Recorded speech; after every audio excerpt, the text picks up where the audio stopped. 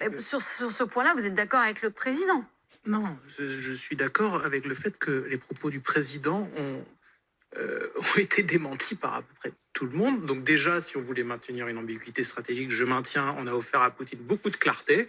Il sait que, voilà, vous parlez, alors j'admire votre sérieux à vouloir défendre ce qui est défendable dans ce qu'il a dit. Mais je ne défends pas, j'expose. À un moment donné, vous savez très bien que les éventuels éléments dont on parle, formateurs, forces spéciales, etc., on n'est pas obligé de crier sous tous les toits.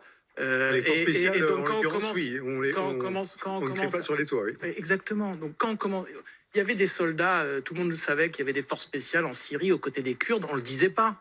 Pourquoi là, il a jugé bon de dire ça? Il a réussi à se mettre à dos tous nos alliés. C'est humiliant pour la France.